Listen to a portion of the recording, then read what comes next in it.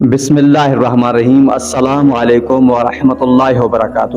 امید کرتا ہوں کہ تمام احباب خیر و عافیت سے ہوں گی۔ خداوند کریم تمام مومنین و مومنات کو سلامت رکھے۔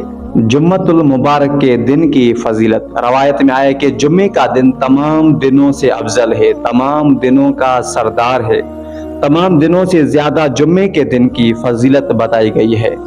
ایک مرتبہ ایک شخص آتا ہے مولا کائنات امیر المومنین علی بن ابی طالب کے پاس، سوال کرتا ہے مولا میں بہت پریشان ہوں، مولا میری مشکلیں حل نہیں ہو رہی، میری دعا قبول نہیں ہو رہی ہے۔ تو حضرت امام علی علیہ السلام نے کہا ہے کہ اے بندہ خدا مجھے بتاؤ کہ آج کون سا دن ہے؟ تو اس شخص نے کہا ہے کہ مولا آج جمعے کا دن ہے۔ تو مولا کائنات امیر المومنین علی بن ابی طالب نے کہا ہے کہ اے بندہ خدا آج کے دن نماز مغرب سے پہلے سورہ رحمان کی تلاوت کرو اور ہاتھوں کو بلند کرو، اور خداوند کریم سے جو بھی مانگو گے خداوند کریم تمہارے تمام مشکلاتوں کو دور فرما دے گا۔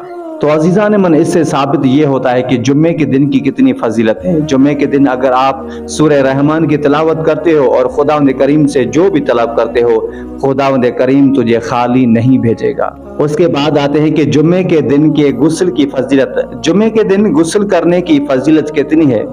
ہمارے آخری نبی حضرت محمد مصطفیٰ صلی اللہ علیہ وآلہ وسلم فرماتے ہیں کہ جمعے کے دن غسل حتماً کرو۔ حضور پاک صلی اللہ علیہ وآلہ وسلم فرماتے ہیں کہ جس طرح بدن کو پانی صاف کر دیتا ہے اسی طرح جمعے کا غسل تمام گناہوں کو مٹا دیتا ہے۔ اور عزیزان من، روایت میں آیا ہے کہ جمعے کا غسل اگر آپ بھول جاتے ہیں تو اس کی قضا کرو۔ اس کے علاوہ جمعے کے دن نہانا، صفائی کرنا، عطر لگانا، پرفیوم لگانا، اچھے کپڑے پہننا یہ مستحب عمل ہے، یعنی اگر آپ ان افعالوں کو انجام دیتے ہیں تو آپ کو زیادہ ثواب ملے گا۔ اور جمعے کے دن کی نماز، اس نماز کی اتنی تاکید کی گئی ہے کہ اس نماز کو حتماً انجام دو۔ حضور پاک صلی اللہ علیہ وآلہ وسلم کا فرمان ہے کہ اگر کوئی شخص جمعہ نماز پڑھنے جاتا ہے اور راستے میں وہ مر جاتا ہے، ایکسیڈنٹ ہو جاتا ہے، تو حضور پاک صلی اللہ علیہ وآلہ وسلم فرماتے ہیں کہ وہ شخص شہید ہو گیا ہے۔ تو امید کرتے ہیں کہ ہماری ویڈیو آپ کو اچھی لگی ہوگی۔ خداوند کریم تمام مومنین مومنات کو سلامت رکھے۔